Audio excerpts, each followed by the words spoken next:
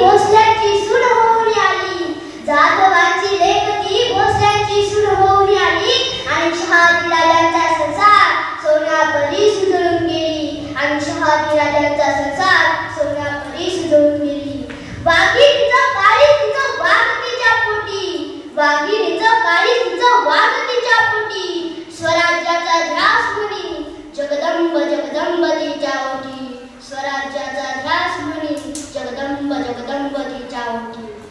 ना वाकायचे ना झुकायचे, ना वाकायचे ना झुकायचे, अन्यायावर पलटून मार करायचे, सन्मानाने जगायचे आणि सन्मानानेच मरायचे. अशी महाराष्ट्राची वीर कन्या वीरपती जिजाऊ राजमाता, त्यांच्या पोटी जन्माला आला महाराष्ट्राचा भाग्यविधाता, महाराष्ट्राचा भाग्यविधाता. अध्यक्ष महोदय, सन्माननीय परीक्षक, उच्च गुरुजनवर्ग आणि इथे बसलेल्या माझ्या मित्रमंडळींनो, मी कुमारी स्वराज शेडगे, श्री सिद्धेश्वर माध्यमिक विद्यालयाची इयत्ता 5वी क ची विद्यार्थिनी. मी आज तुम्हाला एका अशा महान मातेबद्दल सांगणार आहे, जिच्या कुशीत केवळ एक बालक नाही तर अखंड स्वराज्याचा संकल्प जन्मला. ती माता म्हणजे राजमाता जिजाऊ. जिजाऊ या केवळ शहाजी महाराजांच्या पत्नी किंवा शिवाजी महाराजांच्या आई नव्हत्या, तर अखंड स्वराज्याच्या पहिल्या संकल्प होत्या. ज्या काळी महाराष्ट्राच्या मातीवर परकीयांची जुलमी राजवट होती, स्त्रियांची आवड धोक्यात होती आणि मंदिरे उद्ध्वस्त होत होती, अशा अंधकारमय काळात जिजाऊंनी आशेचा दिवा पेटवला. जिजाऊंनी बालशुकांना अंगाई गीत ऐकून झोपवले नाही, तर रामायण आणि महाभारताच्या पराक्रमाची कथा सांगून जागवले. त्यांनी अन्यायाविरुद्ध चीड शिवरायांच्या मनात ठसवली की शिवबा, तुम्ही कुणाची तरी चाकरी करण्यासाठी जन्माला नाही आहात, तर या रयतेचे राज्य निर्माण करण्यासाठी जन्माला आहात. शस्त्रासोबत शास्त्र.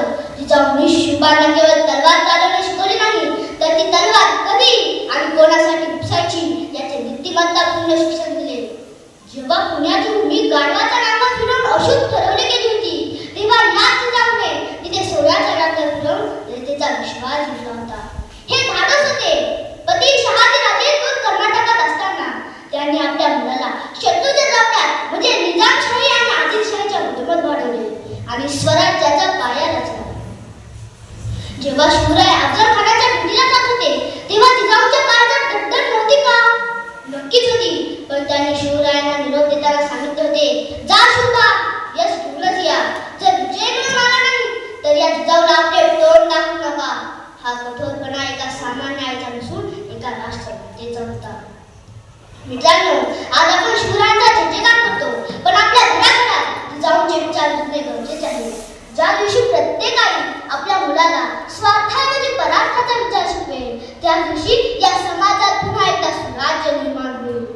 शेवटी इतकेच म्हणेन, जिजाऊ नसत्या तर नसती दिसली अंगली तुळस, जिजाऊ नसत्या तर नसती दिसली अंगली तुळस, जिजाऊ नसत्या तर नसते दिसले मंदिराचे कळस, जिजाऊ नसत्या तर नसते दिसले मंदिराचे कळस, जिजाऊ नसत्या तर नसते मिळाले हे स्वराज्य, जिजाऊ नसत्या तर नसते मिळाले हे स्वराज्य, आणि नसते मिळालेले छत्रपती शिवाजी महाराज, आणि नसते मिळालेले छत्रपती शिवाजी महाराज. मातृत्वेचा तेज तू, स्वराज्याचा श्वास तू, मातृत्वेचा तेज तू, स्वराज्याचा श्वास तू, शिवरायांच्या रक्तातील पराक्रमाचा इतिहास तू, शिवरायांच्या रक्तातील पराक्रमाचा इतिहास तू. जिने हाताला धरून चालविले, अन्यायाविरुद्ध लढायला शिकविले, अशा वाघिणीचा तू छावा, ज्याने येऊन सत्तेला जिंकले, ज्याने येऊन सत्तेला जिंकले. संस्कार तुझे जिजाऊ माते, संस्कार तुझे जिजाऊ माते, आणि कर्तृत्व शिवबांचे गाजले, आणि कर्तृत्व शिवबांचे गाजले.